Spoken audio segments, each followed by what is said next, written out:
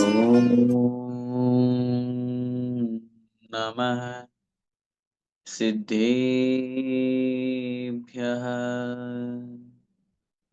ॐ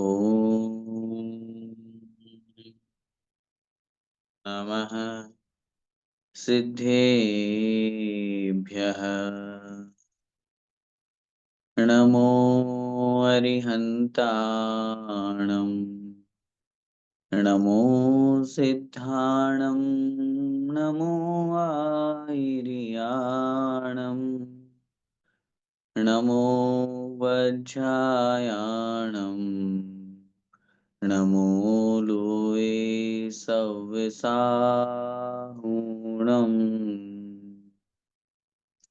पंच परमेष्टि भगवान की जय। द्वादशांग में जिनवाणी माता की जय। चारित्र चक्रवर्ती स्वर्ष शांति सागर जी महामुनिराज की जय। संत शिरोमणि आचार्य भगवंत एक स्वर श्री विद्यासागर जी महामुनिराज की जय। अभिनव आचार्य श्री समय सागर जी महाराज की जय। परम पूज्य गुरुदेव निर्यापक श्रवण मुनिपुंगो श्री सुधा सागर जी महाराज की जय। अढ़ाई द्वीपस्थ समस्त महामुनिराजों की जय। अहिंसामय जैन धर्म की जय।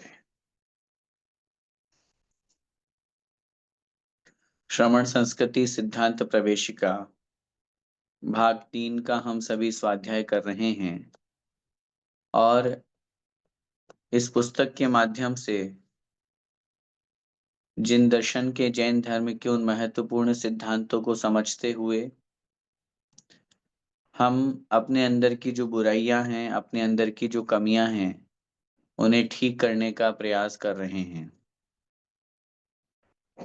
चाहे वह अहिंसा व्रत के संबंध में कथन हो अथवा आलोचना पाठ के रूप में भगवान के समक्ष अपनी निंदा और प्रतिक्रमण का जो भाव होता है, चाहे पंच परमेष्टि के मूल गुण की चर्चा हो अथवा भगवान के अतिशयों को प्रकट करके उनके प्रति श्रद्धान जो हमारे अंदर विशेष रूप से प्रकट होता है, उसकी चर्चा हो। ये सब जो विषयों की हम बात करते हैं तो हमें लगता है कि वास्तव में हमारा जैन धर्म, जैन दर्शन कितना व्यापक स्वरूप वाला है। पिछली कक्षा में हमने अहिंसा के बारे में बहुत अच्छी तरह से समझा था और उस अहिंसा के स्वरूप में ये जरा विचार करें कि किसी जीव को मारने का भाव भी यदि मन में आ गया तो वह हिंसा हो गई। यदि कहीं किसी प्रकार से हमारे अंदर ऐसे परिणाम जागृत हो गए, हिंसा और अहिंसा को एक बहुत व्यापक दृष्टि देनी पड़ेगी। अहिंसा एकमात्र जीवों को नहीं मारने का नाम मात्र अहिंसा नहीं है। इस सब बातों को, एक वस्तु तत्व को, एक विचार को, एक चिंतन को, एक साधना को अपन ने अहिंसा नाम दिया, जिसके बारे में अपन ने पिछली कक्षा में बहुत अच्छी तरह से समझ लिया था। अणुव्रत और महाव्रत के रूप में उसे समझा जाता है, स्वीकार किया जाता है। आइए आज हम अगला चैप्टर, अगला जो पाठ है उसे पढ़ेंगे, जिसका नाम है राजा श्रेणिक। पाठ नंबर 10, राजा श्रेणिक। एक ऐसे व्यक्तित्व के बारे में जो राजाओं में ऐसे प्रसिद्ध हुए कि राजा श्रेणिक के नाम से विख्यात हुए। राजा तो और भी बहुत से हुए। एक ऐसे व्यक्तित्व जो पहले किसी अन्य धर्म या अन्य मत को मानने वाले थे, बाद में जिन धर्म से, दिगंबर धर्म से इतने प्रभावित हुए कि उन्होंने उस मिथ्या धर्म को छोड़ करके समीचीन धर्म, वास्तविक धर्म, जिन धर्म को, वीतराग धर्म को, दिगंबर धर्म को स्वीकार किया। और न केवल स्वीकार किया बल्कि गृहस्थ में उस क्षायिक सम्यक दर्शन को प्राप्त करके अपनी आत्मा को यथाशीघ्र सिद्धालय में स्थापित करने का संकल्प बना लिया। ऐसे क्षायिक सम्यक दृष्टि राजा श्रेणिक। इस कथा को पढ़ने से हमें यह भी पता चलेगा कि किस प्रकार एक व्यक्ति, एक आत्मा कदाचित किसी कारणवश कोई दोष लगा देता है, कोई पाप कर देता है, कोई अपराध कर देता है, तो वही आत्मा अपने अपराध का बोध होने पर, अपनी गलती की का एहसास होने पर, अपने दोष का पता चलने पर प्रायश्चित और प्रतिक्रमण के माध्यम से उस पाप कर्म की अनुभाग शक्ति को भी कमजोर कर देता है, उस पाप कर्म की स्थिति को भी कमजोर कर देता है, कम कर देता है। ये परिणाम, ये उदाहरण राजा श्रेणिक के माध्यम से हमें पढ़ने को मिलेगा। जब भी हम किसी व्यक्तित्व के बारे में, किसी महापुरुष के बारे में पढ़ते हैं, तो इसका मतलब ये है कि उनकी जीवन से, उनकी लाइफ से हमको एक बहुत बड़ा मोटिवेशन मिलने वाला है, एक प्रेरणा मिलने वाली है, जहाँ जिनके माध्यम से हमारे अंदर इस तरह का परिणाम जागृत होता है कि जब इनके साथ ऐसी घटना घटी है, तो हम तो निश्चित रूप से उनसे परिणामों में, क्रियाओं में कई गुना अच्छे हैं, तो हमारे साथ अच्छा क्यों नहीं होगा। प्रथमानियों के ग्रंथों को व्यर्थ नहीं समझना है, कथा कहानियों को व्यर्थ नहीं समझना है। यहाँ यही समझाया गया है, यही समझा रहे हैं कि जब उनके माध्यम से इस तरह का पाप हुआ तो उनको यह फल मिला, ये पुण्य कार्य हुआ तो यह फल मिला। तो पुण्य और पाप का फल या सिद्धांत की जो बातें हैं, उनका यदि उदाहरण हमें समझना हो, तो ये कथा कहानियां, प्रथमानि योग ही हमारे लिए कार्यकारी हुआ करते हैं। आइए अब हम आगे बढ़ते हैं, पाठ नंबर 10 राजा श्रेणिक के बारे में समझते हुए। ये कौन थे, कहाँ जन्म लिए, ये सब बातें हम इस पाठ के माध्यम से देखते हैं। मगध देश के अंतर्गत राज्यगृही नगर में उपश्रेणिक नामक राजा राज्य करते थे। यूं समझ लीजिए कि राजा श्रेणिक का जो हम आज पाठ पढ़ रहे हैं, ये श्रेणिक पुराण का संक्षिप्त है। तो उपश्रेणिक नामक राजा राज्य करते थे, उनकी पटरानी का नाम इंद्राणी था। एक दिन इस दंपत्ति के यहाँ पर एक बालक का जन्म हुआ, जिसका नाम श्रेणिक रखा गया। उपश्रेणिक ने अपने पुत्र का नाम श्रेणिक रखा। महाराजा उपश्रेणिक के 500 पुत्र और भी थे। राज्य पद के लिए सभी पुत्रों की परीक्षा ली गई, जिसमें श्रेणिक सफल हुए, क्योंकि अब उस समय मेन मुख्य जो राजा है, वो अपना राज्य किसको दे, अन्य तो बांट देंगे थोड़ा थोड़ा करके सब में, लेकिन मुखिया तो किसी एक को बनाना पड़ेगा। उसके लिए उन्होंने अपने सब पुत्रों की परीक्षा ली और उस परीक्षा में राजा श्रेणिक सफल हुए। राजा की आज्ञा पाकर मति सागर आदि मंत्रियों ने षड्यंत्र पूर्वक श्रेणिक को नगर से बाहर जाने को मजबूर कर दिया, क्योंकि राजा उपश्रेणिक नहीं चाहता था। इस दृष्टि से तब मार्ग में उनकी मित्रता इंद्रदत्त सेठ से हो गई और उनका विवाह सेठ की पुत्री नंदश्री के साथ हो गया। उसी समय उनकी मुलाकात बौद्ध सन्यासियों के संग से हुई। उनसे प्रभावित होकर उन्होंने भक्ति भाव पूर्वक बौद्ध धर्म को धारण कर लिया था। नंदश्री नाम की जो जिनके साथ उनका विवाह हुआ, उसी नगर में जब बौद्ध अनुयायी, बौद्ध मतावलंबी, बौद्ध साधु उनको मिले, तो उनसे इतने प्रभावित हुए कि उन्होंने बौद्ध धर्म स्वीकार कर लिया। कुछ समय बाद महाराज उपश्रेणिक का देहांत हो गया और तब चिलाती को राजा बनाया गया, जो उन्हीं के पुत्रों में थे। राजा श्रेणिक के भाई के अंतर्गत वो आते थे। तो उस राजा चिलाती को राज्य राजा बनाया गया। राज्य पाते ही वह उत्पाती एवं उच्छृंखल हो गया, क्योंकि ऐसा देखा जाता है कि जब किसी व्यक्ति जो योग्य नहीं होता है, उसको अगर राज्यभार दिया जाए या इस तरह का कार्यभार दिया जाए, तो वह बौखला जाता है, वो उसका उतना सम्मान नहीं कर पाता और सम्मान के साथ साथ वो उसको दुरुपयोग करता है। संसार में समस्त सॉरी तब उसके अत्याचारों से परेशान होकर मंत्रियों ने कुशल दूत के माध्यम से पिता की मृत्यु और चिलाती के अत्याचार के विषय में एक पत्र सैनिक को लिखा। समाचार पाते ही सैनिक शीघ्र राजगृह आ गए, क्योंकि वो तो राजा की आज्ञा से मंत्रियों ने उनके साथ षड्यंत्र रचा था। और जैसे ही अपने राज्य और अपने पिता की देहांत का समाचार सुना, राज्य का समाचार सुना, तुरंत वापस वो राजगृह आ गए।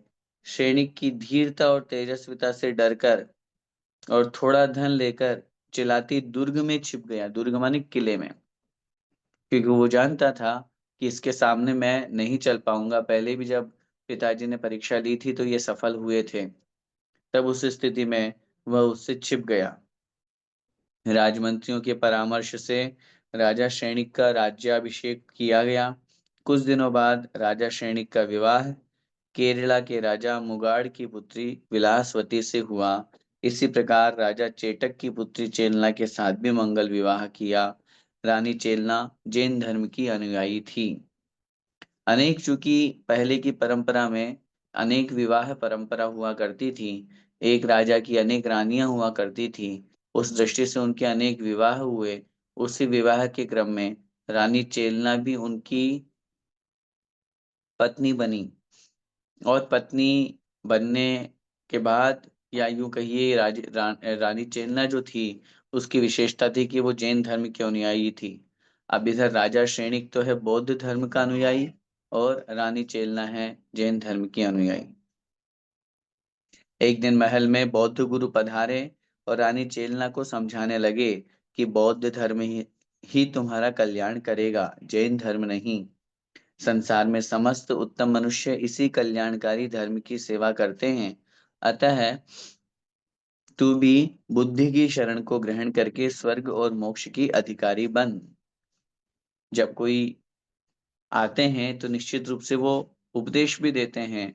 राजा सैनिक ने उन्हें बुलाया, बुला करके जब उनको उपदेश का समय आया, तो जब उनको बताया कि मेरी पत्नी तो जैन धर्म की अनुयायिनी है, तो राजा सैनिक के कहने पर बौद्ध धर्म के उन साधुओं ने, भिक्षुओं ने उपदेश में रानी चेलना को समझाया, तुम जैन धर्म को छोड़ दो, बौद्ध धर्म ही तुम्हारी आत्मा का कल्याण करेगा। स्वर्ग और मोक्ष की जो दाता है वह बौद्ध धर्म ही है। इस तरह का परिणाम उसके अंदर आया। तब चेलना बोली कि यह बात समझ में नहीं आती कि दिगंबर साधुओं की सेवा करने से अगले भाव में क्लेश, और बौद्ध गुरुओं की सेवा करने से सभी स्वर्ग और मोक्ष की प्राप्ति क्यों होती है। तब बौद्ध गुरुओं ने कहा कि हम सर्वज्ञ हैं, अतः हमें परलोक संबंधी ज्ञान सर्वदा स्पष्ट रहता है। जब उसने कहा कि अच्छा आप ऐसा कह रहे हो, तो फिर जो जैन धर्म की सेवा करते हैं उनको कष्ट मिलता है, क्योंकि उन्होंने ऐसा कहा। और जो बौद्ध धर्म का अनुयायी बनता है, बौद्ध धर्म की सेवा करता है, बौद्ध धर्म को स्वीकार करता है, वो स्वर्ग और मोक्ष को जाता है। तो आपको ऐसा कैसे पता है, परभव का कैसे पता, अगले भव का कैसे पता। तो राजा उस रानी चेलना की बात सुन करके बौद्ध गुरुओं ने कहा कि तुम नहीं जानते हो, हमें परलोक संबंधी ज्ञान हमेशा रहता है, हम सर्वज्ञ हैं। अतः तुम हमारे कथन पर श्रद्धान रखो। तब चेलना ने कहा, कल आप सभी लोगों का मेरे यहाँ आहार ग्रहण करने का निमंत्रण है। आप सर्वज्ञ सदृश लोगों को भोजन कराकर मैं कल ही बौद्ध धर्म ग्रहण कर लूंगी। रानी चेलना ने कहा, अच्छा आप सर्वज्ञ हैं, ठीक है, तो आप पधारिए हमारे घर पे भोजन कीजिए। मैं कल ही आपको भोजन करा करके और आपका बौद्ध धर्म स्वीकार कर लूंगी। ये भाव उसके मन में इसलिए नहीं आए कि उसे बौद्ध धर्म स्वीकार करना है, बल्कि वो उनकी परीक्षा लेना चाहती है। उन्होंने अपने आप को सर्वज्ञ कहा और दिगंबर धर्म को उन्होंने झूठा कहा या निम्न बताया, उस दृष्टि से। रानी चेलना ने भोजन में उत्तम से उत्तम पकवान बनाए। बौद्ध गुरुओं के आने पर उच्चासन प्रदान किया। बौद्ध गुरु स्वर्ण पात्रों में परोसे गए भोजन में तल्लीन हो गए। तभी चेलना ने चतुर्दासी से बौद्ध गुरुओं के दाएं पैर के जूते मंगवा लिए तथा उनके छोटे छोटे टुकड़े करके छाछ में मसाले के साथ डालकर सबको स्वादिष्ट जायकेदार रायते के रूप में प्रस्तुत किया। सभी सभी गुरुओं ने उसे बड़ी प्रसन्नता के साथ ग्रहण किया। भोजन से निवृत्त होकर बौद्ध गुरु रानी की प्रशंसा करने लगे, क्योंकि भोजन भी बहुत अच्छा बनाया, आओ भगत भी बहुत अच्छी की, सब कुछ हुआ। और कहा कि अब तुम अनुपयोगी जैन धर्म को त्याग कर आत्मा को पवित्र करने के लिए बौद्ध धर्म धारण कर लो। क्या लिख रहे हैं? अनुपयोगी जैन धर्म को छोड़कर, अनुपयोगी माने जो उपयोगी नहीं है, जो उपयोग में नहीं है, ऐसे उसको छोड़ करके और तुम जैन धर्म को धारण कर लो। रानी ने उन्हें तिरस्कारित करते हुए, जूते खिलाने की बात बताते हुए उनकी सर्वज्ञता का भंडाफोड़ कर दिया। कहने का तात्पर्य, अगर ऐसा है कि आप कह रहे हो कि जैन धर्म को छोड़ दो और बौद्ध धर्म स्वीकार कर लो, तो उन्होंने कहा, अच्छा ऐसी बात है तो पहले ये बताओ कि आपको आपके पैरों के जो जूते हैं वो कहाँ हैं? आप कहते हो ना कि हम सर्वज्ञ हैं। आप सर्वज्ञ हैं, तो फिर बताइए आपके पैरों के जूते कहाँ हैं? अब वो इधर उधर देखने लगे। अब आप सर्वज्ञ हो तो फिर तो जानना चाहिए आपको, सब कुछ पता होना चाहिए आपको। अब वो कुछ ही जवाब नहीं दे पाए, तो उनकी पोल पट्टी खुल गई। तब रानी चेला ने बताया, जिन जूतों को आप ढूंढ रहे हो वो तो आपके पेट में पहुंच चुके हैं, इसलिए यहाँ पर ये सीधी लाइन कह दी। रानी ने उन्हें तिरस्कारित करते हुए, जूते खिलाने की बात बताते हुए उनकी सर्वज्ञता का भंडाफोड़ कर दिया। तब सभी गुरु लज्जित हो गए और उन्होंने अपने सर्वज्ञ होने की बात ठुकरा दी। जब है ही नहीं तो कहाँ से वो सर्वज्ञ होंगे? वापस जाते समय जूतों के विषय में पूछे जाने पर रानी चेलना ने यथार्थ घटित घटना बता दी। तब सभी गुरु क्रोधित होकर राजा के पास गए। अब चूंकि राजा था, वो तो बौद्ध धर्म का अनुयायी था और वो तो उनकी सेवा पूजा करता था।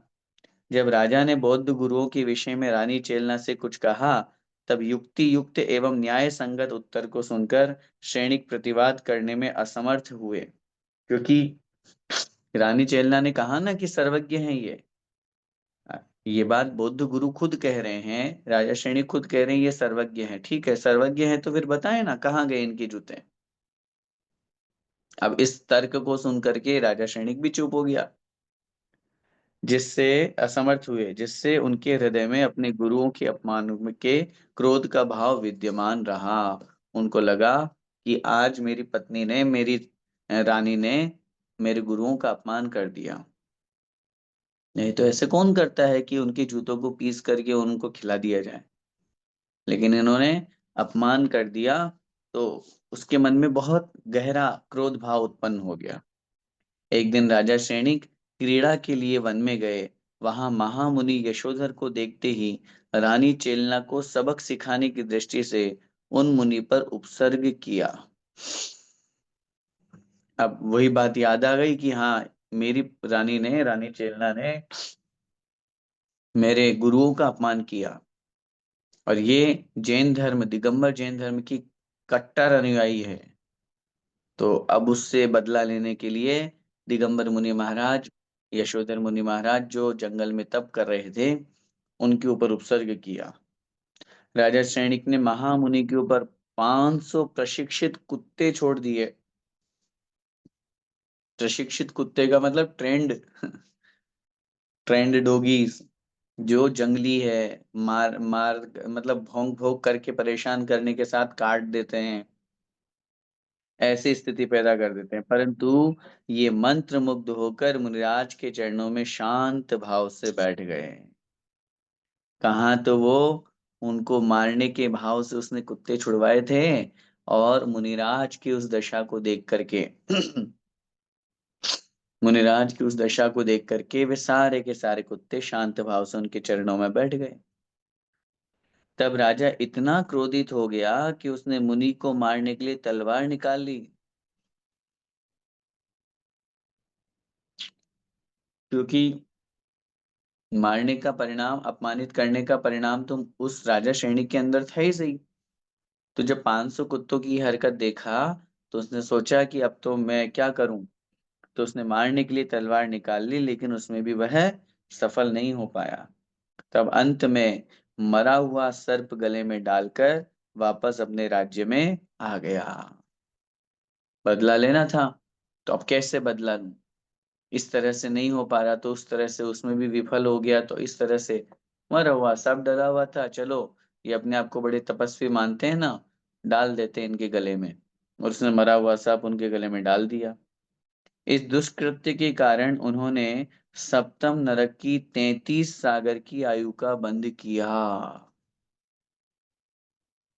33 सागर की आयु, 7वें नरक की, जो सबसे उत्कृष्ट आयु हुआ करती है, उस आयु का बंध उस समय उन परिणामों के कारण से, उस स्थिति, उस समय जो उनके अंदर इस तरह तीव्र पाप रूप परिणाम थे, उसके कारण से उन्होंने 33 सागर की आयु का बंध किया। महल में आते ही उसने पूरा वृत्तांत बौद्ध गुरुओं को कह सुनाया। तब बौद्ध गुरुओं ने उसके कार्य की प्रशंसा की। अब देखिए, इन सब प्रसंगों को जब अपन पढ़ते हैं तो ऐसा लगता है कि क्यों उनके गुरु, जो बौद्ध गुरु थे, वो जैन धर्म को निम्न दिखाते थे, और उनके अपने दिगंबर गुरुओं के ऊपर उसने उपसर्ग किया, तो भी उन्होंने ये नहीं कहा कि नहीं तुम गलत करके आए, हाँ बहुत अच्छा करके आए, प्रशंसा की। आगे, घटना के 4 दिन बाद राजा रानी चेलना के महल में गए और अपने दुष्कर्म का वर्णन करने में फूले नहीं समाये। तब रानी चेलना विलाप कर कहने लगी कि हे राजन, दिगंबर जैन साधु सामान्य व्यक्ति नहीं होते हैं जो विपत्ति को देखकर विचलित हो जाएं। वे उपसर्ग ही क्या, महा उपसर्गों से भी तिल भर नहीं डिगते हैं। क्योंकि रानी चेलना को जब सुनाया, जब बताया, तो रानी चेलना ने कहा, स्वामी आपने बहुत बड़ा पाप किया है। दिगंबर मुनि महाराज हैं वो इस तरह से डर करके भागने वाले नहीं हैं। आप सोचो कि वो विचलित हो गए होंगे, छोड़ दिया होगा उन्होंने, वो तो पूर्ण रूप से जहां जिस रूप में थे, उसी रूप में वहां पर वो विद्यमान होंगे। हे स्वामीन, मुझे विश्वास है कि वे मुनि अभी भी उसी अवस्था में विराजमान होंगे। तब राजा ने कहा, यदि तुम्हें इतना ही विश्वास है तो आओ उनकी परीक्षा हो जाए। क्योंकि रानी चेलना दिगंबर जैन धर्म की अनुयायिनी थी।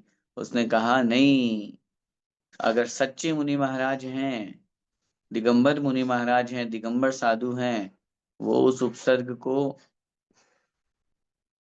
देख करके या उपसर्ग मान करके उसे शांत भाव से सहन करेंगे। ये नहीं उसे छोड़ करके विचलित होकर के भाग जाए, हटा दें, स्वयं अपने हाथों से हटा लें। राजा श्रेणिक को भी लगा, ऐसे कैसे हो सकता है? वो तो अब तो 4 दिन के बाद में मैं आया हूँ, आज 5वें दिन, अब तक तो 5 दिन में तो क्या पता क्या स्थिति बन गई होगी, छोड़ करके भाग गए होंगे। लेकिन रानी चेलना के कहने पर उन्होंने कहा, चलो ठीक है, उनकी परीक्षा हो जाए। राजा और रानी शीघ्र ही वन में मुनिराज के निकट जा पहुंचे। सर्वप्रथम रानी ने मुनिराज को देखते ही ग्रीवा अर्थात गर्दन से मृत सर्प को निकाला। तत्पश्चात शक्कर आदि के माध्यम से चींटी आदि को अलग किया, क्योंकि वो वहां थे, थोड़ा सा दूर पे मीठा डाल दिया, तो धीरे धीरे सारी चींटियां उस मिष्ट को खाने के लिए, शक्कर को खाने के लिए नीचे आ गई।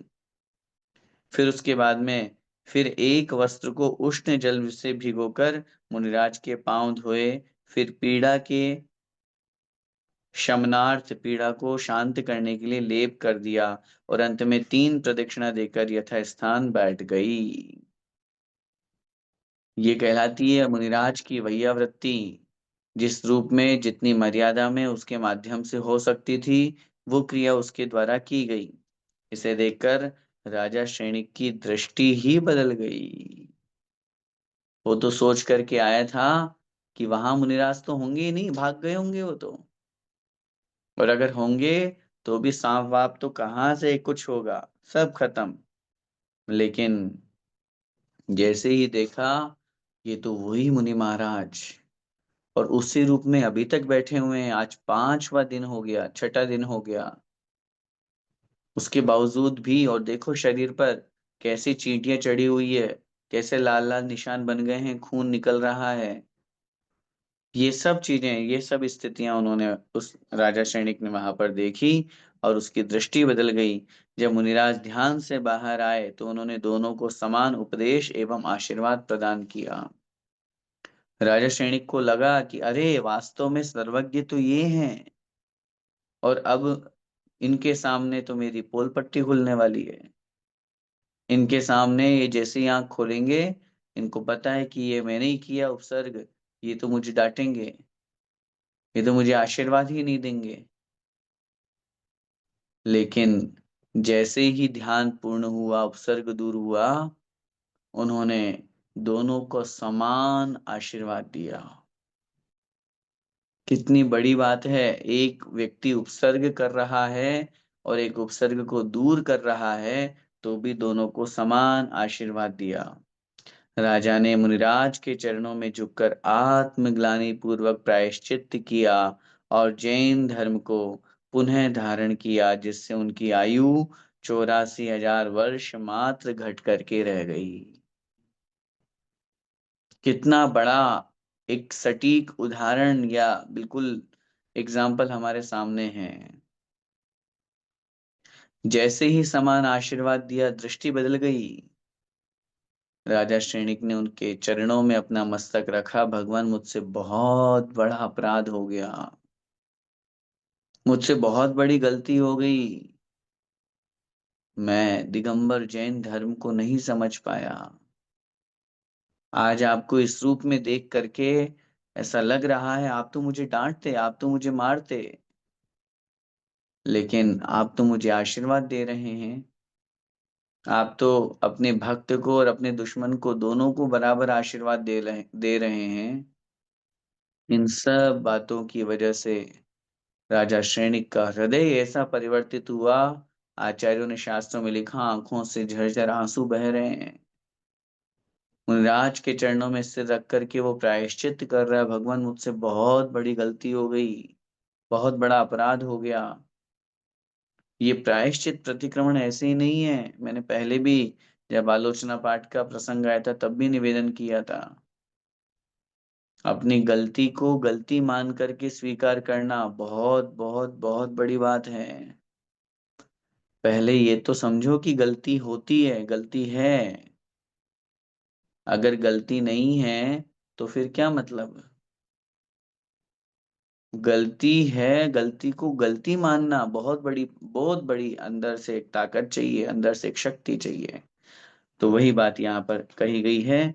राजा श्रेणिक बहुत प्रायश्चित, और देखिए कहाँ 33 सागर की आयु, 7वें नरक की, और वो घट करके कम होकर के मात्र 84,000 वर्ष रह गई पहले नरक में। 33 सागर और 84,000 का रेशो लगाएं तो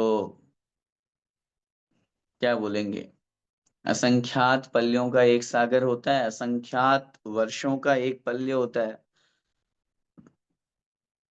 और असंख्यात पल्यों का एक सागर होता है। 84,000 तो ये चुटकी है, 1% भी नहीं, उससे भी बहुत कम है, 0.010 होगा 100% में से। इतनी कम आयु, बहुत संक्षेप, 84,000 तो कुछ नहीं है।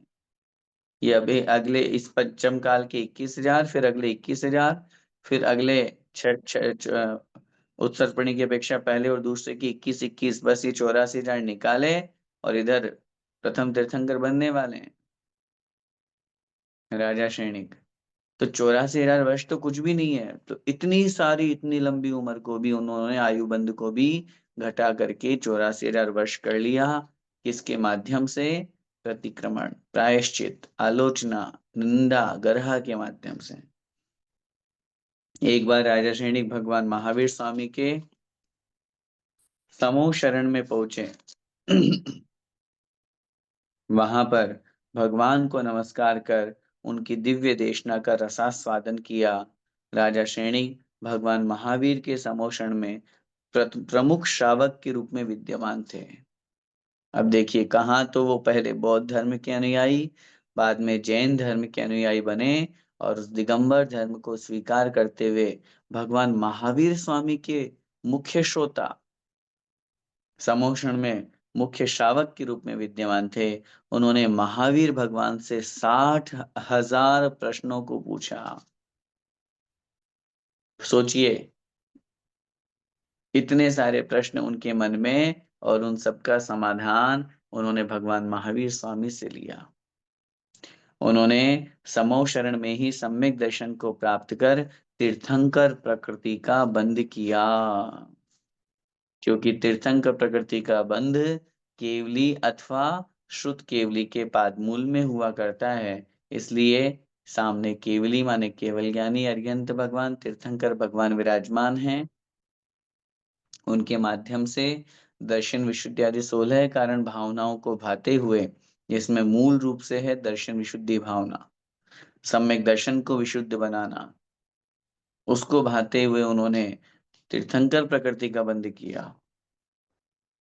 जब राजा श्रेणिक अपने दरबार में आनंद के साथ राज्य कर रहे थे, तब संसार की वास्तविकता को समझकर उनके पुत्र अभय कुमार ने सब परिग्रह त्याग कर विपुलाचल पर्वत पर भगवान महावीर स्वामी के समो शरण में जिन दीक्षा धारण कर ली और कठोर तपस्या के प्रभाव से केवल ज्ञान प्राप्त कर मोक्ष पद को प्राप्त किया। देखो, राजा श्रेणिक के पुत्र अभय कुमार अपने पिताजी से पहले मोक्ष चले गए। तो इसलिए ये संसारी अवस्था में पिता पुत्र का संबंध तो गृहस्थ तक है। पता चले मुनि, पहले बेटा मुनि बन गया, अब पिताजी को उल्टा नमोस्तु करना पड़ रहा है। तो कहने का भाव यही है। तो अभय कुमार पहले मोक्ष चले गए। इसी प्रकार एक दिन राजा श्रेणिक ने भी अपने मन में विचार किया कि अब धर्म का मार्ग ग्रहण करना चाहिए। तब रानी चेलना के ज्येष्ठ पुत्र कुणिक को राज्यभार सौंप दिया। कुणिक ने शासन तो पिता से भी श्रेष्ठ किया, परंतु पूर्व जाति स्मरण से उसने अपने पिता को बंदी बना लिया। राजा तो वो भी बहुत अच्छा था, लेकिन कहीं से पूर्व भाव का उसे स्मरण आ गया कि ये तो मेरे दुश्मन थे, पिता के रूप में आए हैं। संसारी इस व्यवस्था में कौन किस रूप में आ जाए पता नहीं चलता। हाँ, अभी इस भाव का दुश्मन अगले भाव में पति पत्नी बन के रह जाए, पिता पुत्र बन के आए हैं, कोई कंपनी में कोई व्यक्ति ऐसा बन के आए जो हमारा नुकसान कर रहा है। समझ लेना पिछले भाव का कोई हमारा कर्जदार था जो हमसे लेने आया है। तो ये सारी की सारी व्यवस्था। तब रानी चेलना के समझाने पर कुणिक को अपनी गलती का पश्चाताप हुआ और वह पिता को मुक्त करने के लिए बंदी गृह गया। राजा कुणिक को निकट आता देख दुखी एवं भयभीत राजा श्रेणिक का मरण हो गया। कालांतर में रानी चेलना ने समोषण में जाकर आर्य का दीक्षा धारण कर ली और तपस्या के प्रभाव से देव पद को प्राप्त किया। चूंकि राजा श्रेणिक का मरण, अब चूंकि नरकायु का बंध पहले उनका हो चुका था, अपन पहले पढ़ के आए हैं, 33 सागर की आयु का उन्होंने बंध किया। बाद में उस आयु को उन्होंने घटा करके 84,000 वर्ष कर लिया। लेकिन यहां पर समझना इस बात को है कि उस स्थिति में एक बार जिस आयु का बंध हो जाता है, वह आयु का बंध फिर छूटता नहीं। वो आयु तो उन्हें नियम से धारण करनी ही पड़ती है। सॉरी, गति का बंध तो प्रति समय होता है, गति का बंध प्रति समय हो रहा है, लेकिन हमारी आगामी पर्याय हमारे आयु कर्म के बंध पे डिपेंड है। और एक बार जिस आयु का बंध हो गया वो छूटेगा नहीं, वो आयु भोगनी ही पड़ेगी। तो कहने का तात्पर्य, चूंकि अब पहले नरकायु का बंध कर लिया था उन्होंने, और नरकायु के प्रभाव से वो व्रत संयम धारण नहीं कर पाए, लेकिन सम्यक दर्शन उन्होंने प्राप्त कर लिया, और सम्यक दर्शन में भी उन्होंने क्षायिक सम्यक दर्शन प्राप्त किया। और क्षायिक सम्यक दर्शन एक बार होने के बाद फिर वह सम्यक तो छूटता नहीं, और इसीलिए वह क्षायिक सम्यक दर्शन से युक्त जो जीव है वो पहले नरक से नीचे भी नहीं जाते हैं। ये नियम और ये सिद्धांत है। तो इसलिए अपन ने अंत में जो पढ़ा कि उन्होंने अपने राजा अपने पुत्र कुणिक को जब राज्य दे दिया, कुणिक उनको परेशान करता था, पुरु का बेर था। वो एक बार जब अपनी माँ रानी चेलना के समझाने पर उनको छुड़वाने के लिए आ रहा था, तब वो राजा श्रेणिक बहुत भयभीत हुए। उन्हें बहुत विकल्प हुआ, लो अब ये मुझे फिर परेशान करेगा, फिर मुझे मारेगा, और उस भय के कारण से वो मरण को प्राप्त हो गए।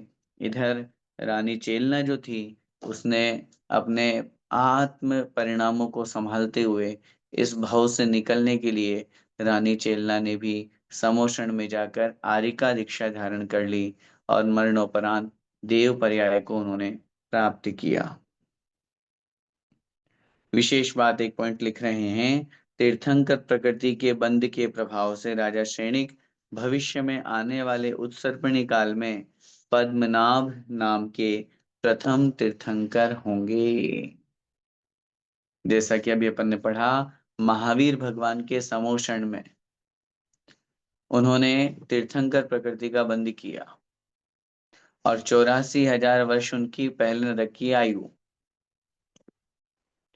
तो 84,000 को जब अपन इधर पूरा गुणा भाग करते हैं, तो अभी पंचम काल 21,000 वर्ष का, छठा काल 21,000 वर्ष का, उधर उत्सर्पणी का पहला और दूसरा 21,000 के, इस तरह से हो गए 84,000 वर्ष।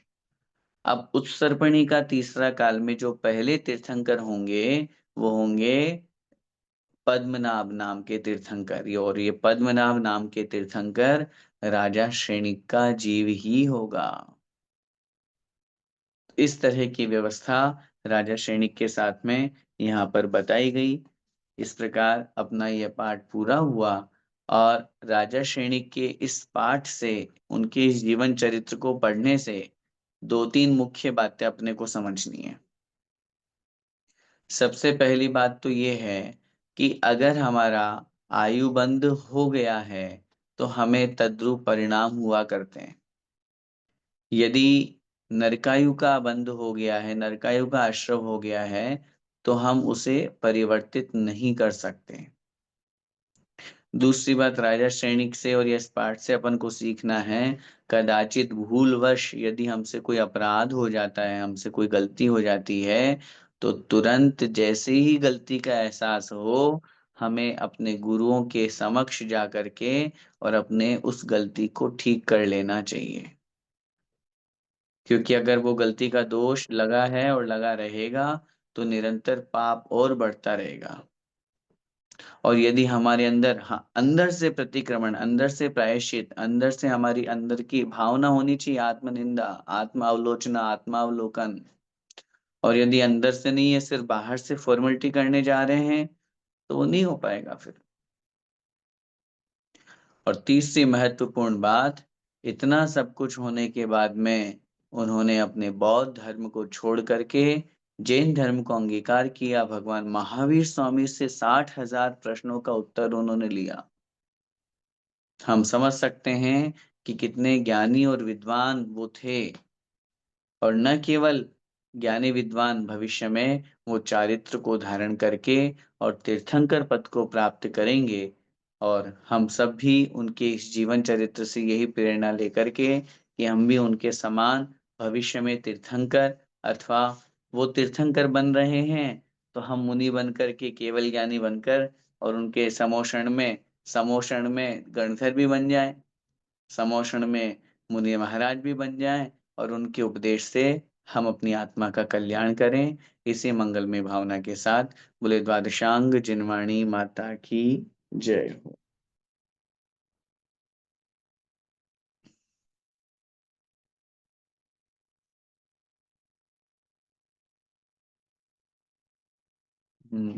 आइए नेक्स्ट जो इस बार की क्विज थी, हम उसके क्वेश्चन आंसर डिस्कस करते हैं और साथ में ही रिजल्ट अनाउंसमेंट।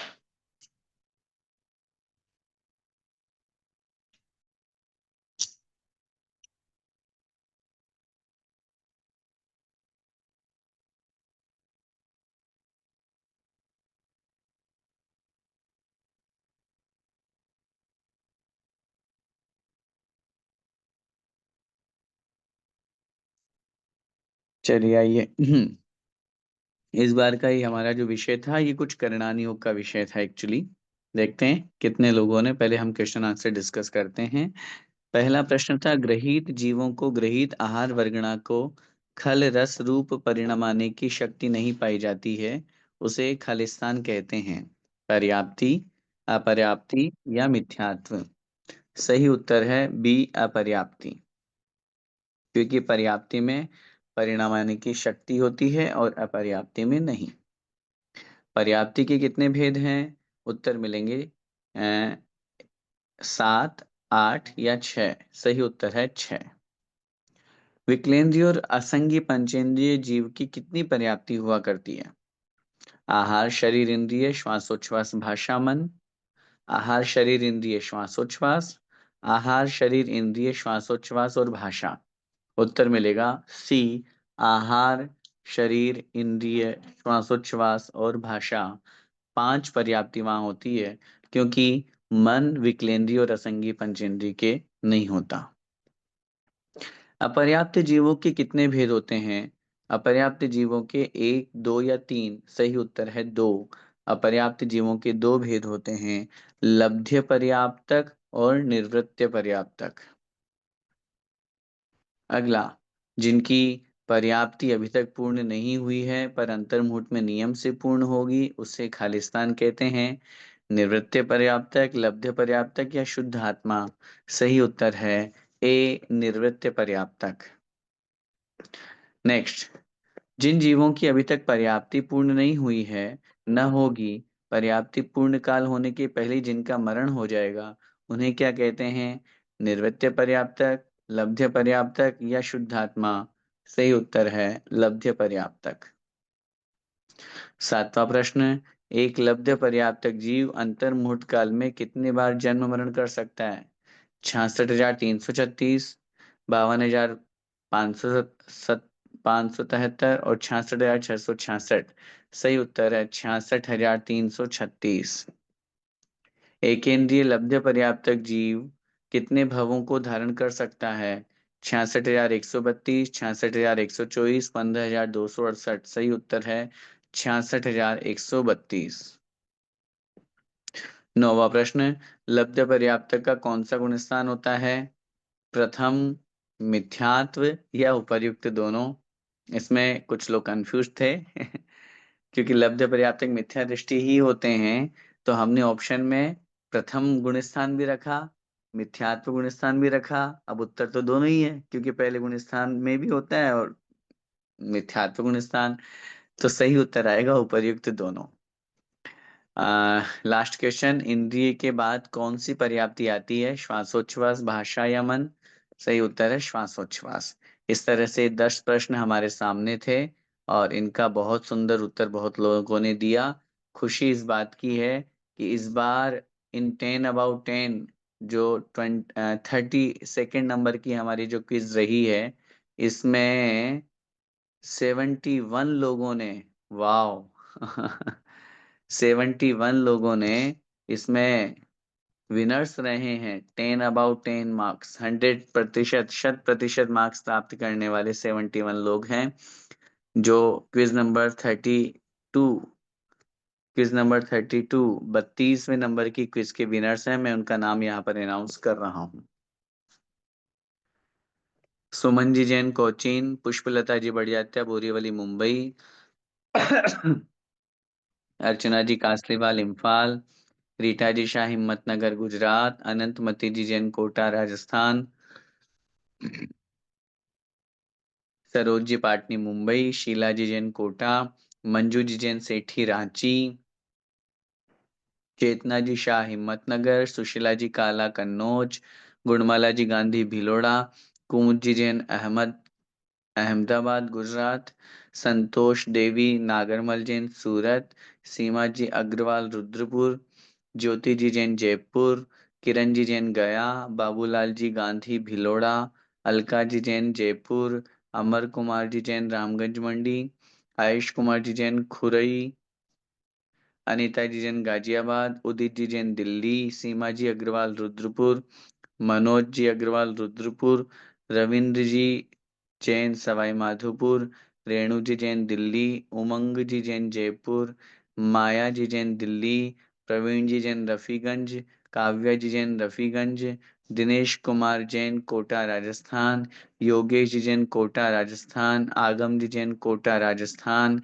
सिद्धांत जी जैन कोटा राजस्थान, सुमेधा जी जैन कोटा राजस्थान, रश्मि जी जैन गुवाहाटी, मंजू जी गोधा गुवाहाटी, भरत जी उमरानी दोहा कतर, पिंकी जी रावका बगाईगांव, कुसुम छाबड़ा इम्फाल, नीलम जी पाटनी इम्फाल, सुधा रानी जैन बालोतरा, मधु जी शाह बोरीवली, मनीषा जी काला हैदराबाद, पुष्पा देवी जी Jain Dubai, Sumer Chand ji Jain Dubai, Dilip ji Jain Dubai, Premlata जी जैन चोमू जयपुर राजस्थान, सरोज जी शाह मुंबई, डॉक्टर ज्योति एल कसार पुणे, सुनीता जी सुरेश जी दोषी श्रीपुर सोलापुर, दीपिका जी बोहरा जयपुर, निर्मला जी सांवला रामगंज मंडी, हेमा जी जैन कोलकाता, रीपा जी शाह मुंबई, उषा जी बगड़ा बगाईगांव,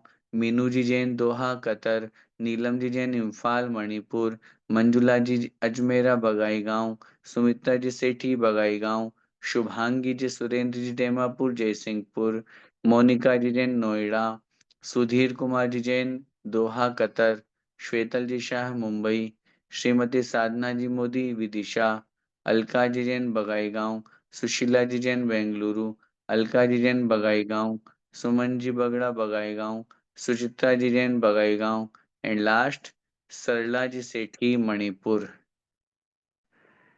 ओ माय गॉड, इस बार तो मैं भी बोलते बोलते वेरी नाइस, बहुत अच्छी बात है। 71 लोगों ने 71 लोगों ने इसमें 100% अंक हासिल किए हैं। और डेफिनेटली इन लोगों ने सबने बहुत बहुत बहुत मेहनत की है। करणानियों का विषय वैसे ही कठिन हुआ करता है और इन्होंने करणानियों के इस विषय में पूरे 100% अंक प्राप्त करके एक बहुत बड़ा कीर्तिमान स्थापित किया है। मैं ऑल श्रमण संस्कृति जीसीसी परिवार की तरफ से आप सभी विनर्स को बहुत बहुत बहुत बहुत शुभकामनाएं, बहुत बहुत अनुमोदना हम यहाँ पर प्रेषित करते हैं। और बहुत अच्छी आपने मेहनत की। इसी तरह इससे सिद्ध हो रहा है कि हम किसी भी तरह के प्रश्न आप लोगों के बीच में रखें, कहीं न कहीं से खोजबीन करके आप उनका उत्तर देने का प्रयास करते हैं। और मैं तो यही समझता हूँ कि चाहे पूछ करके भी दें, नकल करके भी दें, तो भी या ग्रंथ देख करके भी दें, तो भी इस निमित्त से आप स्वाध्याय तो कर रहे हैं, समझने का भाव तो कर रहे हैं, तो डेफ़िनेटली बहुत अच्छा है। इसी को इसी तरह आगे बढ़ाते हुए अन्य लोगों के बीच में भी इसे बढ़ाएँ ताकि ज्ञानार्जन के साथ-साथ लोगों का इसमें स्वाध्याय में भी रुचि बढ़े। यही मेरी भावना है।